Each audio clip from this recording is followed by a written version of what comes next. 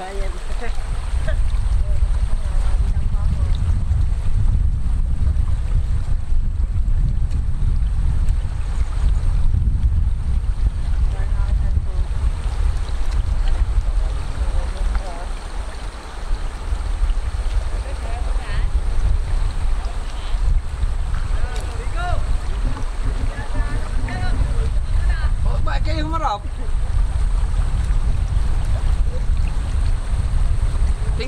Yung picture yun na ang taga-tayuman. Yung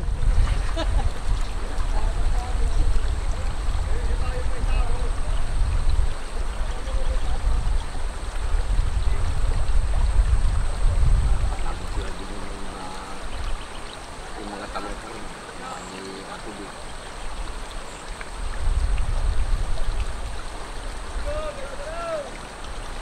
Kaya patuturuan natin itong artista.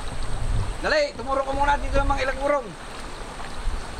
At ang gusto ay nakatutok yan.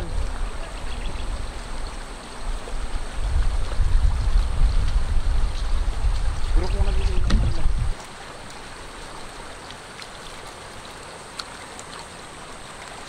Ikaw ang nakasan nasa front line.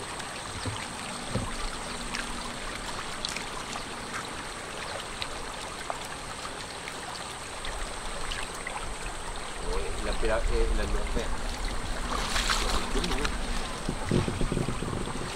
Miski maglawak-lawak na yan. Na pare-pare sa ng kaban lang ako.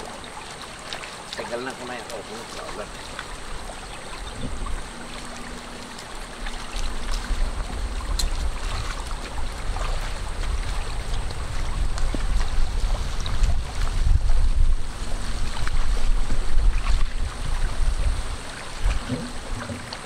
Toy!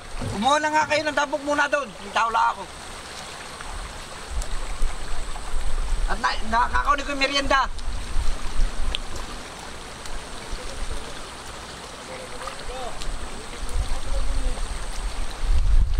Video mo ngayon nasa tulong yung pinakakabisilyo namin. Yun yung nasa inyo yung mga nakabertin. Naka-green at saka nakakulay yung parang banit.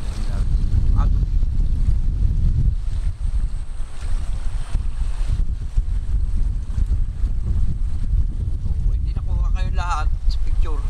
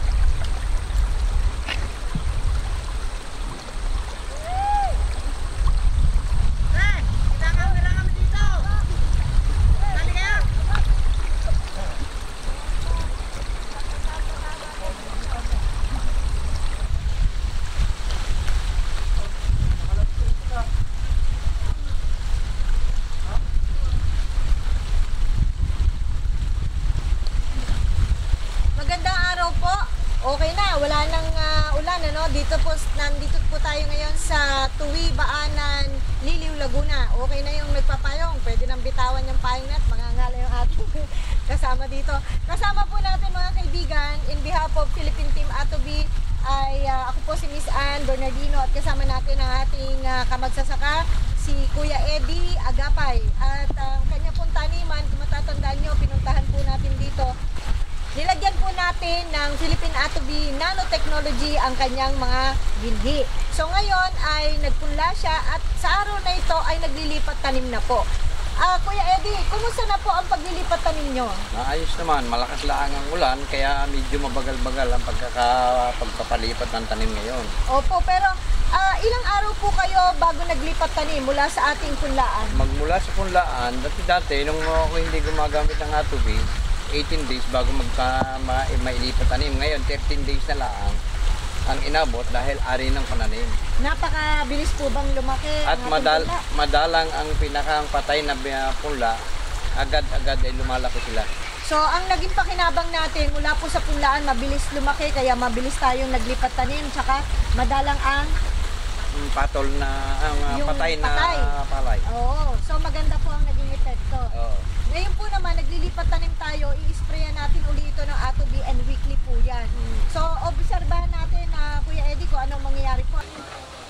Mga kaibigan, inyo pong napakinggan ang pahayag kanina ni Ka Eddie, ni Kuya Eddie Agapay, at sinabi nga po niya, ulitin natin, ang mga benepisyo na nakuha bungad pa lang po ng paggamit ng ating Philippine Atobi Nanotechnology sa kanyang palayan. Unang-una po is napakaikli lang po ang panahon ay pinaghintay para po sa kanilang punlaan at ito ay mailipat tanim. Mula po sa 18 days, naging 13 days lang po lipat tanim na agad. So nagtransplant na agad ng palay. So mas nakamenos po tayo sa panahon. Ano? So ina-expect din natin dito na mas mapapaaga po ang pag-harvest nito in the long run. So susubaybayan natin yan. Pangalawa pong benepisyo is napakadalang po ng naging patay na binhi. So ibig sabihin naging masigla po, malakas, robust, sabi nga ang kanyang binhi. So inaasahan natin na ito po ay magso-survive laban sa anumang sakit sa malapit na hinaharap. So sa susunod po, dadalaw ulit tayo dito sa Tuwi Baanan, Liliw, Laguna para subaybayan ano po ang kahinat ng magandang resulta mula po sa paggamit ng Philippine Atobi Nanotechnology sa palayan. Ako po naman si Ann Bernardino, maraming po salamat.